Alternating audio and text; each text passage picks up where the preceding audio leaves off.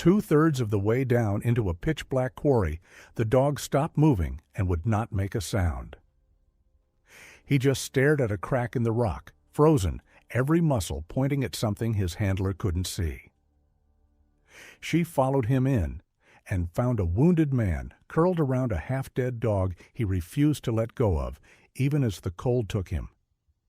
He'd walked into the dark alone to save her, and it had nearly cost him everything. Stay with me, because what that man did next is the reason both of them are still breathing. The facility looked like nothing was wrong with it, and that was the first thing that set a hand against the back of Maren Cole's neck. She had seen 100 places that announced their guilt from the road. The sagging fences, the trash fires, the windows gone to plywood, and the yards full of things that used to work. Hollow Pines Canine was not one of them.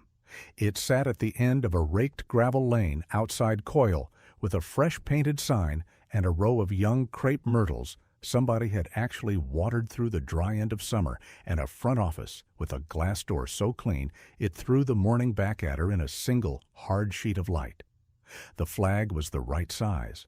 The hedges were square. A place kept that tidy was a place that wanted to be looked at once and then left alone, and in 11 years Maren had learned that the things most anxious to be left alone were the things worth a second look. She let Otto out of the back of the Tahoe before she let herself think too hard about why she wanted him on the ground. He came down onto the gravel the way he always did, all business, a German shepherd already going gray at the muzzle, though he was only 5, black and tan and built low and dense through the chest, with one ear that had never fully committed to standing and tipped forward at the very tip, as though it were listening to something the other one had missed. His working collar was red and worn soft at the buckle. He did not greet her, and he did not need to. He shook once, settled, lifted his nose off the gravel, and began to read the air in the small, precise way that meant he was already at work and had no further use for her opinion on the matter. The warrant folded in her jacket said, "Financial records," and nothing grander than that. The money had come up out of a methamphetamine case 3 counties over and run through a chain of accounts thin as fishing line before it landed here in a registered boarding and training kennel that on paper moved more cash in a quarter than 3 honest kennels its size could dream of. That was the case. That was why 2 sheriff's deputies were standing by their cruiser pretending the wind didn't get at them, and why a forensic accountant named Pell was somewhere behind her wrestling a laptop bag out of a back seat. Drug money and a clean building. Maren had come for ledgers, the way you come for ledgers, expecting paper and a long afternoon. She had brought Otto because she did not walk into buildings without him anymore. That was a thing she did not explain to people, and the Bureau, to its credit, had stopped asking her to. There had been a man once, another handler, another dog, a door she had sent them through first because that was the order of things. And the arithmetic of that afternoon had never balanced again no matter how many times she ran it. So now she brought Otto, and Otto went where she went, and the wall she kept around that arrangement was high enough that most people learned not to lean on it. The office manager met them at the clean door with a smile that had been rehearsed in a mirror. He was a soft, careful man in a quarter-zip pullover, and he said the owner was traveling, and he said they were always happy to cooperate, and he said all of it while his eyes kept sliding to Otto and coming back. Maren had watched a great many people look at her dog. The honest ones looked at him like weather. The guilty ones looked at him the way the manager did, like a smoke detector they were trying to remember whether they'd disconnected. Inside, the building kept telling its story. Concrete floors mopped to a shine, a retail wall of leashes and treats and bright nylon toys that nothing had ever chewed, a corkboard pinned with photographs of grinning families and their grinning retrievers, every one of them sun-dappled and recent. It smelled of bleach and cedar shavings and the chemical sweetness of an air freshener working above its weight. It smelled, in short, of an enormous amount of effort spent on smell. Otto did not care about any of it. He moved through the front rooms with the polite indifference of a professional being shown something that was not his thing, and then they turned down a short hall to a steel door marked Supply. And he stopped. It was not dramatic. That was the part the videos always got wrong, the ones strangers sent her, the ones that made the work look like a parlor trick. He did not lunge, and he did not bay. He simply stopped, and his weight rolled forward onto the pads of his front feet, and his nose went to the thin, dark line at the bottom of the door where the building breathed out. And then he sat. He sat, and he looked at the seam of that door, and then he turned his head and looked at her, once, and held it. That was the whole of it, and it was everything. A scent does not respect a clean floor. Whatever a man scrubs off a surface, the air beneath a door keeps its own record, drifting up through the half-inch gap that no amount of bleach will ever seal. And a dog reads that record the way a person reads a name pressed into wet cement. Otto had found something behind the supply door that the entire front of the building had been built and painted and watered to convince her not to look for. The manager said the supply room was only supply. He said it twice, which was once more than a true thing needs. Marin was already looking at the door, at the new deadbolt that did not match the older hardware around it, at the simple, impossible fact that a storage closet in a boarding kennel had been fitted with a lock you would put on a house. She had him open it. He took longer with the ring of keys than a man takes when his hands are working right.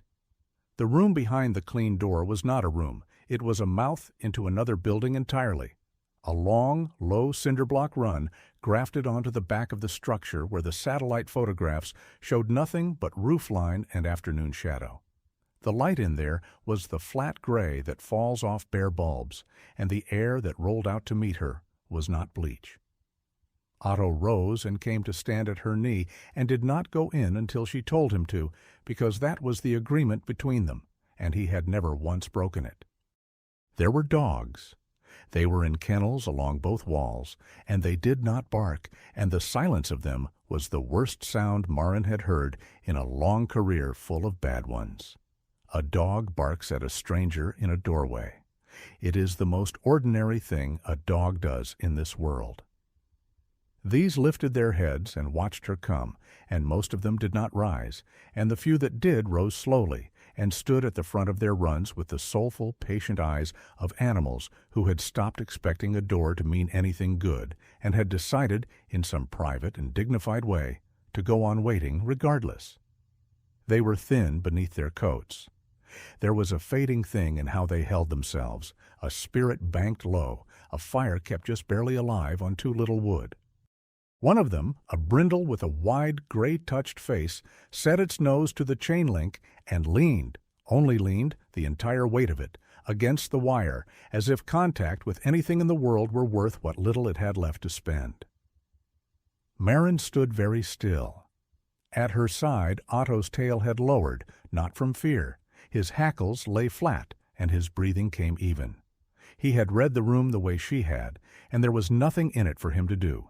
And a working dog with nothing left to work goes quiet in a way that is its own kind of testimony. She had come for ledgers. She understood now, standing in that gray light with all those patient eyes turned toward her, that the ledgers were the smallest part of it. The money was not the crime. The money was only the smoke that rises off a crime, and whatever she had believed she was walking into that morning had just opened up into something with a great many more rooms than the manager had been willing to show. The book was on a clipboard hung by the door, because men who run two businesses keep the books for both, and the careful ones never once imagine that the careful book will be the thing that finishes them. A laminated sheet, a grid, a column of dates beside a column of weights, logged in a cramped, deliberate hand. Pounds and ounces tracked the way you track a thing you mean to set against another thing of matching size. And in the margin, where someone had jotted a note to himself and then not bothered to scratch it out, a single word in pencil pressed hard enough to dent the page. A name. Brennan. Marin looked at it for a long moment while the dogs watched her, and her own dog sat silent at her knee. And out front the manager was explaining to the deputies that this was all a great misunderstanding, and the clean morning light came in through the open door behind her and did not reach the back of the room at all. The name took her 2 days to run down, And when she found it, it was not what she had expected. She had expected a record.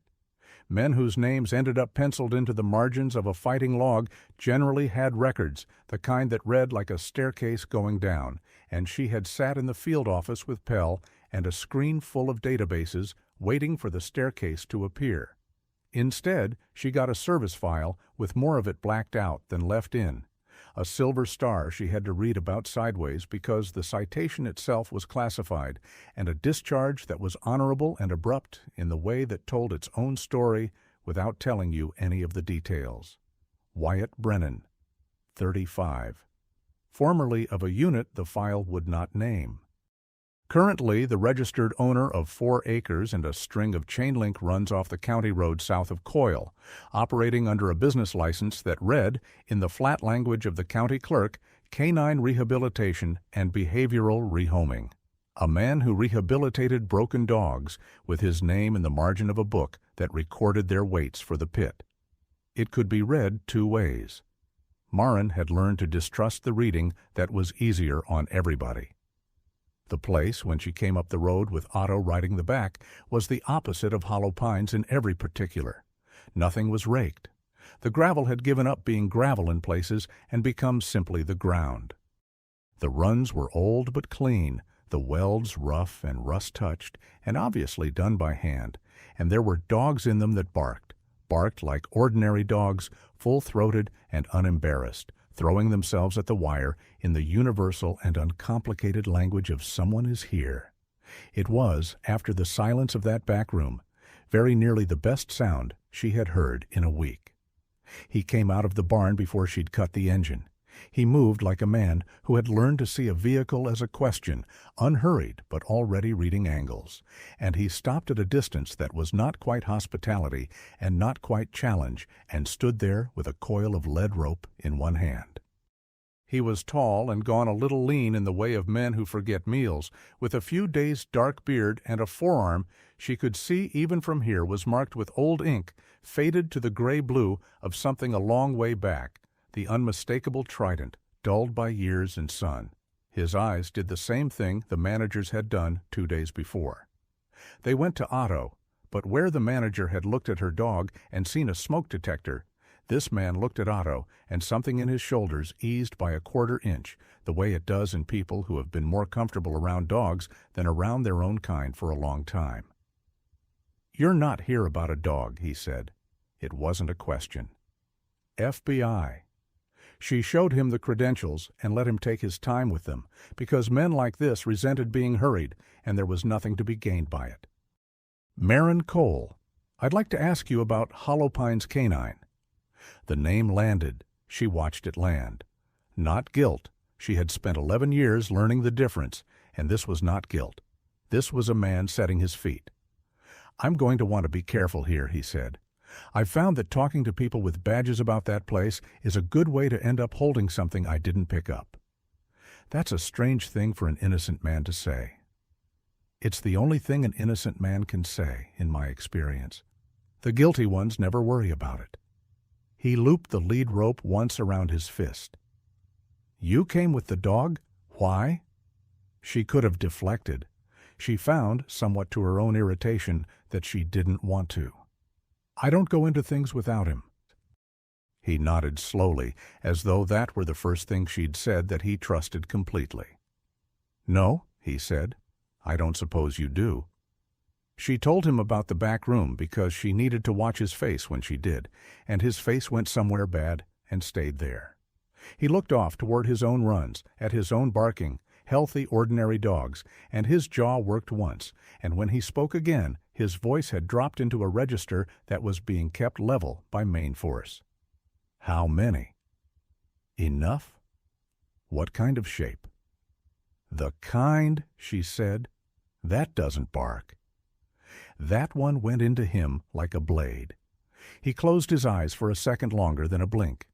When he opened them, he had decided something, and people who have decided to talk are a particular relief in her line of work, like a held breath let go. His name was in that book, he told her, for the simplest and ugliest of reasons. A man named Cleve Marsh had come to him 8 months back, friendly, with a proposal that wore good clothes. Brennan ran a legitimate rehab. Brennan had paper, intake forms, vet records, transfer documents, the whole clean apparatus by which a dog with a history became a dog with a future and a new family 2 states over. Marsh had dogs that needed exactly that apparatus. Dogs that needed to stop being one kind of animal on paper and start being another. He would pay, and pay well, for Brennan to run a few through his books. Launder them, though Marsh hadn't used that word. Marsh had said, give them a second chance, which was the part that still sat in Brennan's throat like a stone. The way the worst lies are the ones that borrow the shape of the thing you actually want. I told him no, Brennan said. I told him to get off my road, and I spent the next 8 months waiting to find out what no was going to cost me, because men like that don't hear no, they just file it. He looked at her. Looks like I found out. He kept my name, wrote it down. Maybe to use, maybe just to have. People like Marsh like to have things on people. It tracked. It tracked with the case, and it tracked with the man. And the wall Marin kept around the part of her that decided to trust people stayed up out of long habit, even as something behind it quietly revised its file. Source, it wrote, not subject. Otto decided it before she did. She hadn't given him a command. He had been sitting at heel through all of it, doing the thing he did where he appeared to be asleep on his feet, and was in fact cataloging every shift of weight within 40 yards. And now he rose and crossed the few feet of dead gravel between them, and put his nose to the back of Brennan's marked forearm. Marin felt the old reflex to call him back and didn't use it. Otto did not do this. Otto, who had been worked hard and handled badly somewhere in his life before she got him, gave his trust to strangers the way the federal government gave grants, slowly and with documentation. He stood there and breathed the man in, and then he leaned, that same lean she had watched the brindle give the chain link, weight settling against a leg. And Brennan went still, the way you go still when something wild has decided to land on you. And then, carefully, watching the dog and not her, he lowered his hand and set it flat between Otto's ears. Otto allowed it, more than allowed it. His eyes half closed and the long muscles down his back let go all at once, and for a moment the two of them stood there, joined at that single point of contact, the broad scarred hand and the gray-touched head, neither one of them performing it for her benefit, both of them simply taking something they had each apparently been short of for a while. Marin watched a man who hadn't let his guard down for a federal agent let it all the way down for her dog, and understood that whatever she had come up this road suspecting, the truer thing was standing in front of her with its hand on Otto's skull, and the case had just acquired a person she was going to have to keep alive. "He doesn't do that," she said. "No," Brennan agreed, not moving his hand. "Neither do I." It was the closest either of them came to honesty that whole afternoon, and they both let it pass without remarking on it further, the way you step over a thing on the trail you'd rather not name. She was getting back into the Tahoe, auto loaded, the light going long and amber across the runs, when Brennan said the thing that turned the whole case sideways. He had walked her out, hand still half reaching toward the dog, like a man missing a coat he'd just taken off, and he stopped with one hand on the doorframe and looked at her with an expression she would come back to many times later. "There's a dog," he said, "brindle female, gray coming in on the muzzle. I pulled her off the road myself 2 years back, half dead, and I brought her here, and I fixed her, and Marsh's people took her out of my own runs in March while I was at the feed store."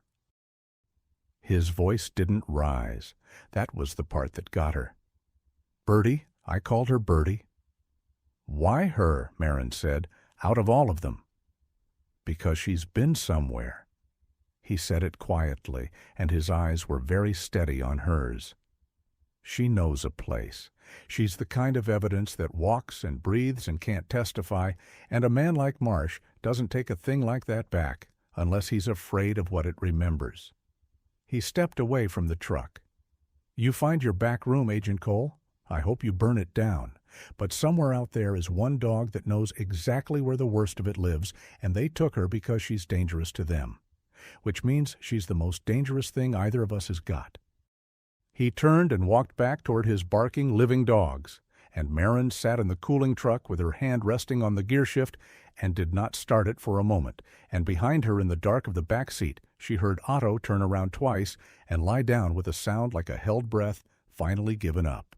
The money moved the way clean money never does, and that was how they found it. Pell laid it out across 3 days and a borrowed conference table, the kind of patient, unglamorous work that no one ever puts in the videos because there is nothing in it to watch. A man with reading glasses pushed up into his hair, building a map out of invoices. "Honest money runs in a straight line," he said.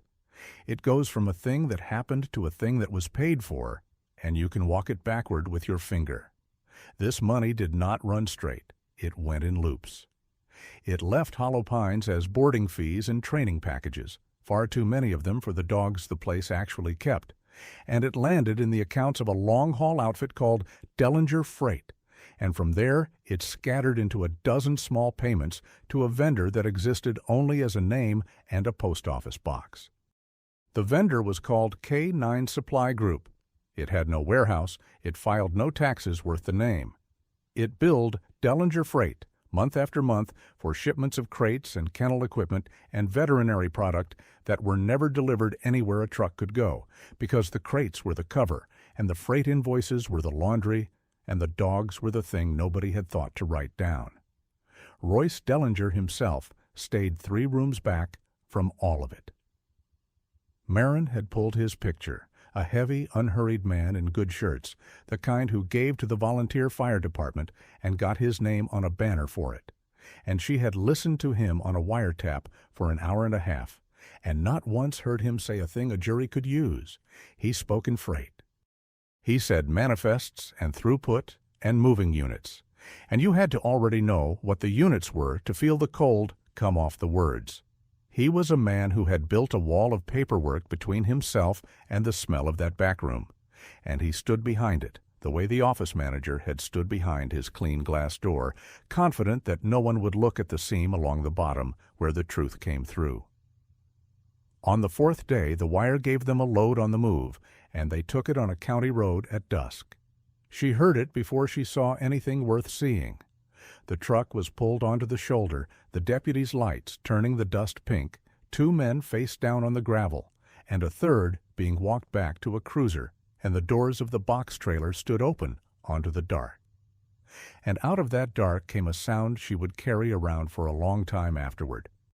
A thin, exhausted, rhythmic sound, barely a voice at all, a single dog somewhere in the back of that container calling out in a register that had given up on being answered and was doing it anyway, the way a clock keeps time in an empty house.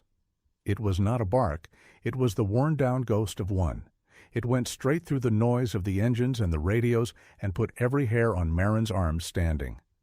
Otto came up out of the back seat at it, ears full forward, and for once she let him hear it with her before she sent him to work.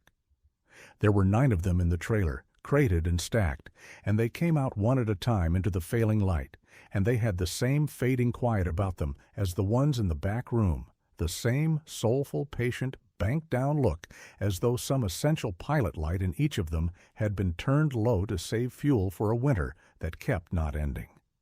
One had a cloudy eye. One would not put weight on a back foot and stood 3-legged and uncomplaining while the vet tech ran gentle hands down it. The one that had been calling, a young red dog, all ribs and enormous ears, went silent the moment the crate opened, as if the sound had only ever been a question, and the open door was answer enough, and it pressed its whole trembling weight into the tech's chest and stayed there. Marin stood in the road and made herself count them, because counting was a thing she could do, and the alternative to doing a thing she could do was standing in a road at dusk, feeling something she had spent a great deal of energy learning not to feel.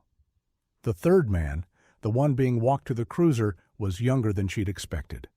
That was the first thing. He couldn't have been more than 22, with a soft, unfinished face and a handler's calluses and a way of holding his cuffed hands that said this was new to him, all of it. He didn't run his mouth. The other 2 had run their mouths, the practiced complaints of men who'd been arrested before, and had places to put the experience. This one said nothing. He watched the dogs come out of the trailer, and Marin, who watched people watch dogs for a living, saw the thing she almost never saw on that side of an arrest. She saw it cost him. He looked at the red dog folded into the tech's arms, and his jaw came apart slightly, and his eyes did something they were clearly trying not to do, and he turned his face away toward the dark field like a man who has just been shown a bill he'd been pretending he wasn't running up. She got his name off the deputy's pad. Tyler Boone, 21. A local address and a juvenile record sealed, and a look on his face that she filed away with the careful attention she gave to anything that might one day be a door. The hardened ones were no use to anybody. It was always the ones it still cost. She had turned more cases on a young man's bad night than on all the wiretaps in the world, and Tyler Boone was having, by the look of him, the worst night of a life that hadn't yet had many. "You handle them," she said to him, not a question, as they brought him past. "You know their names." He stopped. The deputy let him.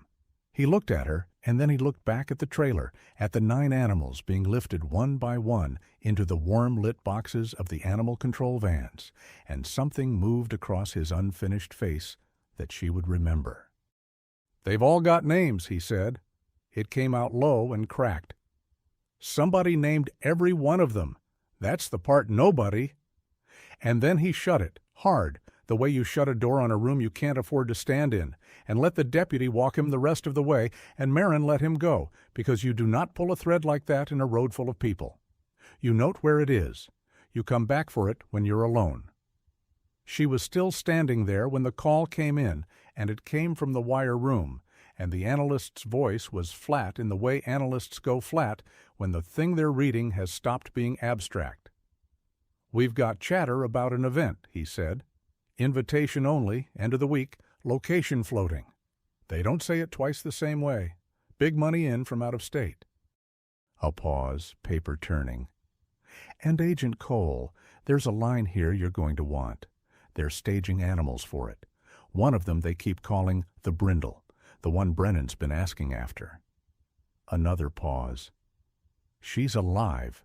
They've got her, and they're holding her for the fight."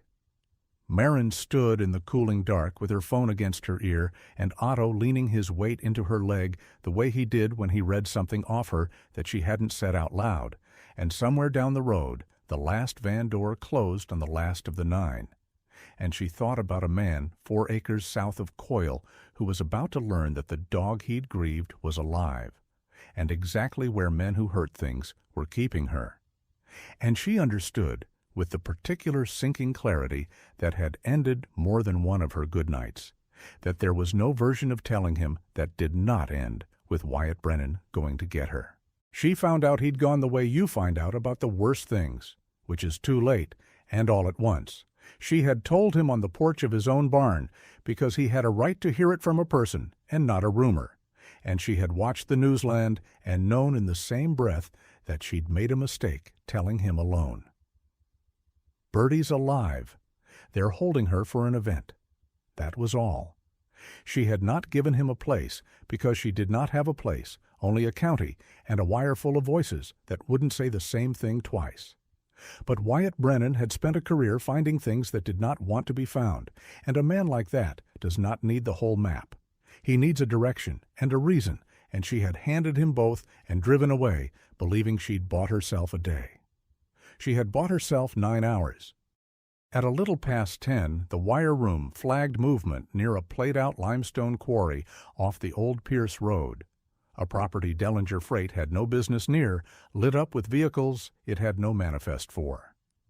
By the time she understood what the cluster of voices meant, she had already tried Brennan's phone twice and gotten the long, dead nothing of a man who has turned it off on purpose. His truck was not at the barn. One of his runs stood open and empty. The gate swung wide on a dog he'd left behind in his hurry, and the dog was sitting in the dark looking down the road the way the others had looked at her in the back room, waiting on a door to mean something. She called it in moving. She was honest with the night supervisor about all of it, that she was closest, that there was a credible threat to life, that she had a K-9 and was going in on exigent circumstances, and that the cavalry should follow her dust and not the other way around. He told her to wait for backup. She told him she'd wait for them at the quarry, which was not the same thing, and they both knew it, and he sent the trucks.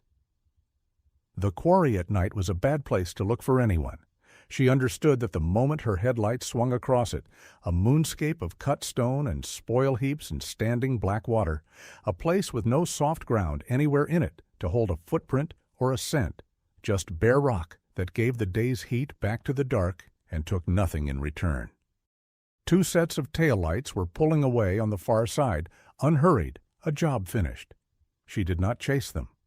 Chasing them was how you ended up with a wreck and no witness and no Brennan. She killed her lights, and she got Otto out, and she gave him the only thing she had, the cuff of a jacket Brennan had left over a fence rail 2 days back, that she'd had the sense or the superstition to bag and keep. "Find him," she said. What followed was not the clean arrow of the videos. It was the truth of the work, which is mostly failure, narrated by patience. Otto took the scent and cast for it, and lost it almost at once, because stone does not hold a man the way earth does, because the wind came off the black water and pulled the air apart faster than he could read it. He worked a grid she could barely see, nose down, then up, circling, checking himself, throwing out and coming back empty, and twice he sat and looked at her with something close to apology, a dog telling his handler the page was blank. She did not rush him.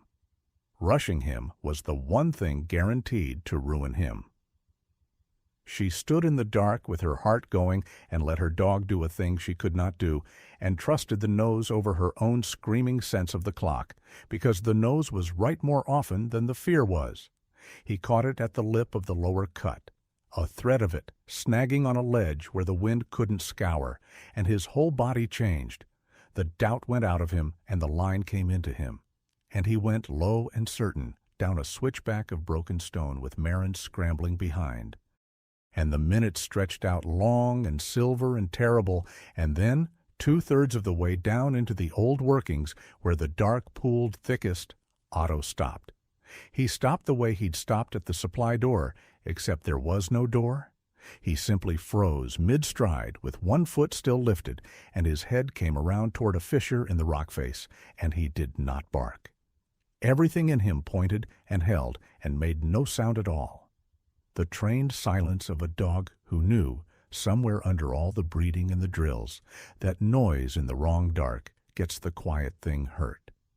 He looked back at her once and held it, and she followed the line of him into the crack in the stone. And there they were. Wyatt had his back to the rock and Bertie folded against his chest inside his open jacket, and he had her there because he had put her there, both arms wrapped around the brindle's gray-touched head, his whole body curved into a shield around her, the way she would learn he had been curved when they came at him, taking it across the back and the ribs rather than let go of the one thing he'd come for. He was conscious. That was the mercy of it. His breathing was wrong and short, and there was a dark line at his hairline gone tacky in the cold, and one arm was held against his side in the careful way of ribs that have stopped agreeing to their work. But his eyes found her in the dark, and he managed the ghost of the thing his face did, and what he said, through a mouth that wasn't working right, was, "Not help me." What he said was, "She's all right. They didn't... She's all right." Bertie lifted her head off his chest at the sound of strangers and looked at Marin with the same soulful, fading, patient eyes she'd carried out of that first back room. A weakened thing running on almost nothing, and she did not growl, and she did not bolt. She only leaned harder into the man who'd come for her, and trembled, and kept the small flame of herself burning on the last of its fuel because he had given her a reason to. Otto lay down. Not from tiredness. He folded himself across the mouth of the fissure, facing out, putting his body between the two broken things in the rock and the whole rest of the dark, and he stayed there on watch while Marin got her hands under Brennan and her radio up to her mouth, and somewhere up on the rim. At last, the first hard wash of headlights came sweeping across the cutstone as the truck she'd outrun finally caught her. They got both of them up the switchback between them, the man's arm over her shoulders and the dog carried against his chest the whole way because he would not be talked out of it. By the time the medics had Brennan flat and the vet tech had Bertie wrapped warm, the taillights on the far side were long gone into the county, and Marin stood in the spinning light understanding the price of the night. They'd had a man inside, or near it, a source, somebody who'd whispered the quarry to the wire. And that source had gone silent the second Brennan blundered in, the way a source does when the ground gets hot. The wire was already cooling. Marsh knew now. Knew someone was close enough to send a man into his dark, knew his own people were leaking, and a man like Marsh does not respond to that by getting careless.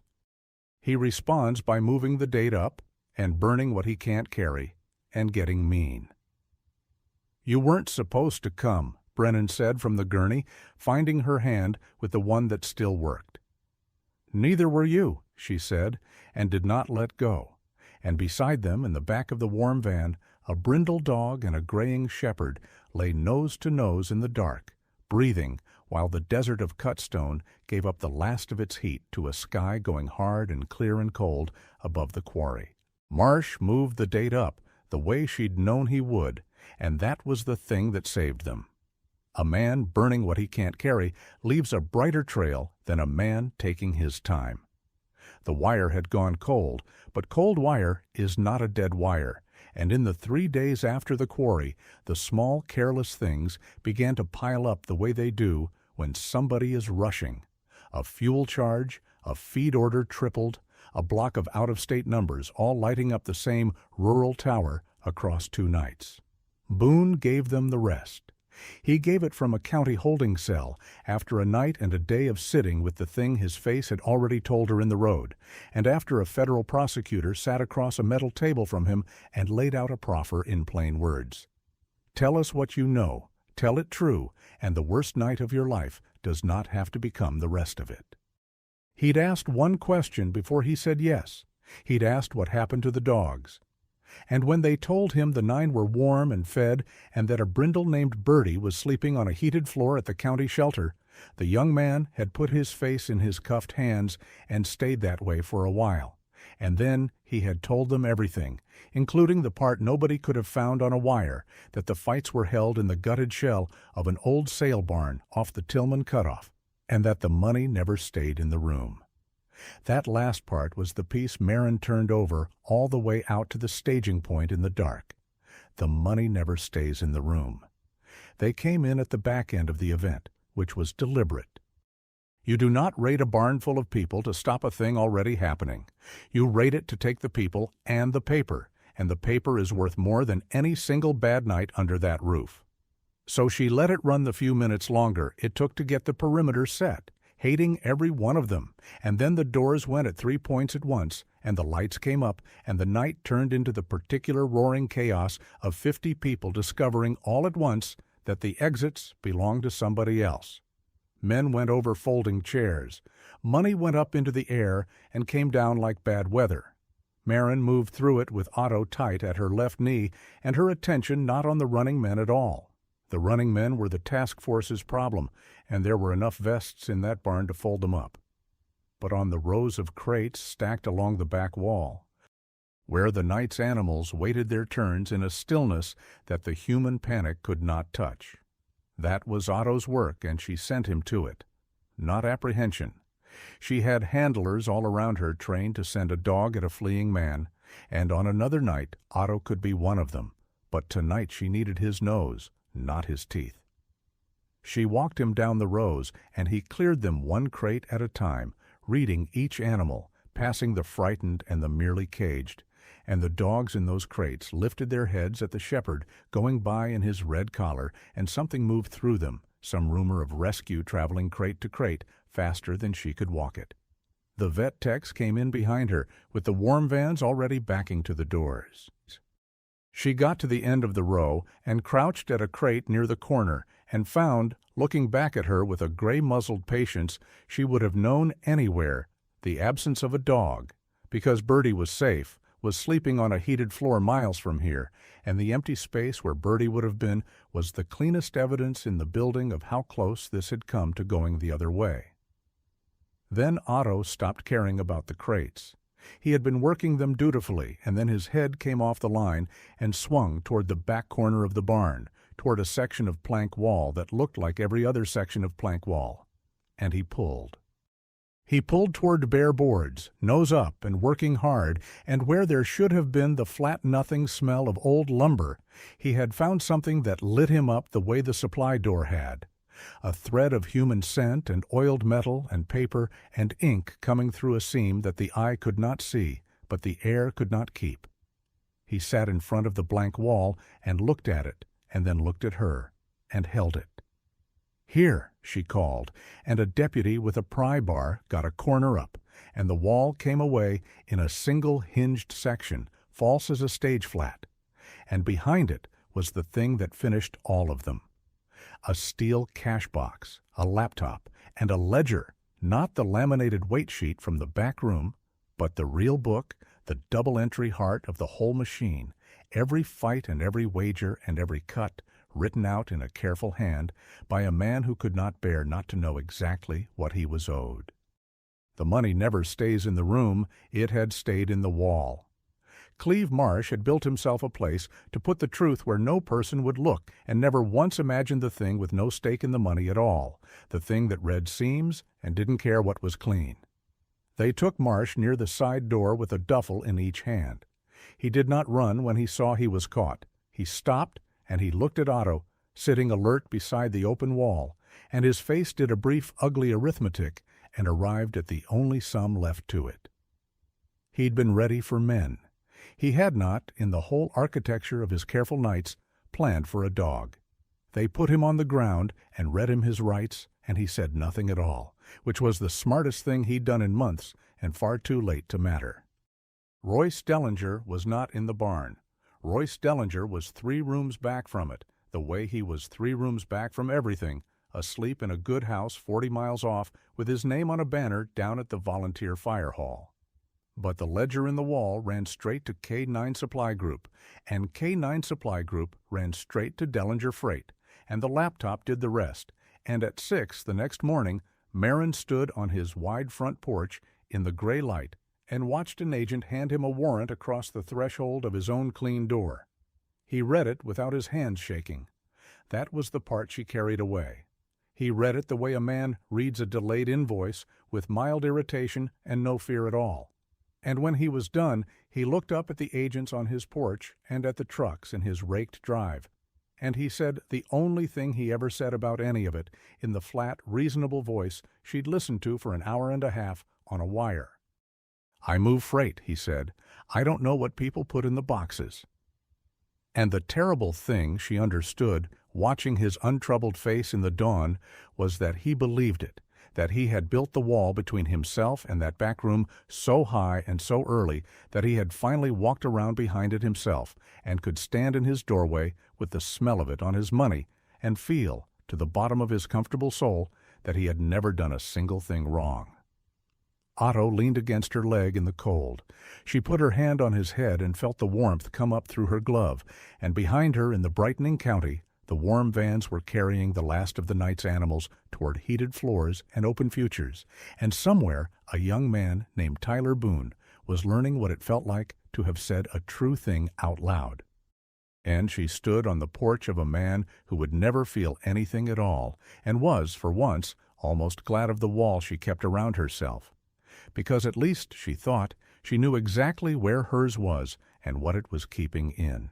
The cases took months, the way cases do, and Marin spent most of that winter in rooms with no windows, building the thing that would hold. There was a great deal of it.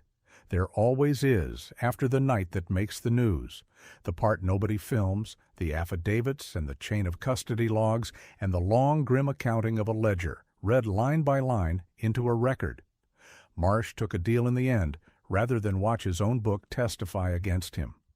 Dellinger did not. Dellinger hired good men in good suits and fought it from behind his wall, and it took until spring before a jury looked at the freight invoices and the empty vendor and the dogs that had ridden in his clean boxes, and stopped believing a man could move that much and know nothing at all. He never did stop believing it himself. Marin sat in the gallery the day they read it, and watched his untroubled face take the verdict the way it had taken the warrant, with mild irritation and no fear. And she understood she was looking at the one thing in the whole business that would never heal, because it had never once known it was hurt. The dogs healed faster than the men who'd hurt them deserved. That was the part she had not been ready for. She had braced for the rest of it, the testimony, the wall of paper, the slow machinery of consequence. But no one had warned her about the afternoon she drove out to the county shelter to sign a form and found the run full of the 9 from the trailer, and they were not the banked-down, fading, patient things she had carried out of the dark. They were dogs. Loud, foolish, recovering dogs, the red one with the enormous ears flinging itself at a tennis ball with its whole disorganized body, the 3-legged one keeping up out of sheer refusal to be left out, every one of them coming back to the thing a dog is when somebody finally lets it. She stood at the fence with her fingers through the chain link and let them mob her hand, and felt something she had spent 11 years and one bad afternoon teaching herself not to feel come loose behind her ribs without her permission, and she did not, this time, put it back. She had thought the wall was the thing keeping her able to do the work. She was starting to suspect it had only ever been the thing keeping her alone. Bertie went to Wyatt. There was never any question of it. The only question was the date, and the date turned out to be a Saturday in March, a year almost to the day from the morning she'd been taken out of his runs while he stood in line at the feed store. Marin drove her out herself. She told herself it was because the paperwork needed a federal signature, which was even true, and she let the truth ride along underneath it, unexamined the way she was learning to do. The place looked the same and entirely different. Nothing raked, the welds still rough. But the runs were full and the barking was the good kind, and a man came out of the barn before she'd cut the engine, moving better than the last time she'd seen him upright, the careful favoring of the ribs nearly gone now. And he stopped at a distance that was not quite anything and looked at the truck the way he'd looked at it the first day. Except this time, when his eyes went to the back, where the shapes of 2 dogs sat waiting, the 1/4-inch ease in his shoulders went all the way down to the ground. She let them both out. Otto came first, all business, and then Bertie, slower, gray on the muzzle, and gone soft and round through the winter of heated floors. And she stood for a moment getting the smell of the place, and then she found it, found the one scent under all the others that her whole banked-down year had been built around keeping alive. And she crossed the dead gravel to Wyatt Brennan at a pace that started as a walk and did not stay one. And he went down on one knee in the dirt of his own yard and took her against his chest the way he'd taken her in the dark of the quarry, and neither of them performed any of it for the woman by the truck, which was how she knew it was the truest thing she'd watched in a year of watching. "She got fat," he said when he could. "She got safe," Marin said. "There's a difference." He looked up at her then, still down in the dirt with his arms full of brindle dog, and something passed across his face that had been a long time coming and arrived without any drama at all, the way the things that last tend to. "There's coffee," he said, "if you've got a minute before the drive back." She had a minute. She found she had several. The coffee was bad in the particular honest way of coffee made by a man who measured it by feel and had never once apologized for it, and she drank it standing in the door of his barn with her shoulder against the frame, watching Otto and Bertie work out the diplomacy of a shared yard in the long, slanting light, 2 graying dogs circling and sniffing and arriving, with the unhurried courtesy of the old at the conclusion that there was room.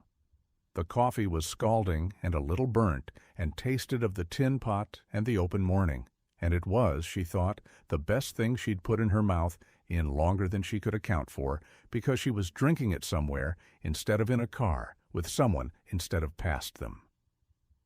"You could bring him out," Wyatt said, beside her, not looking at her, looking at the dogs. "Otto, weekends. He likes it here. Bertie likes him." A pause that he filled with more coffee, buying himself the room to add the rest of it. "I like him too, the both of you." She thought about the wall. She thought about a door she'd sent a man and a dog through once because that was the order of things, and the arithmetic that had never balanced since. And she understood, standing in the warm light with the burnt coffee in her hands, that you do not balance an account like that by keeping everyone forever on the far side of a fence. You balance it, if you balance it at all, by letting the next thing in, by deciding the cost is worth it and paying it anyway. "Weekends," she said. "He'd like that." She did not say the rest of it, and she didn't have to, because Wyatt Brennan had spent a career reading what people meant from what they did, and what she did was finish the terrible coffee and not get in the truck.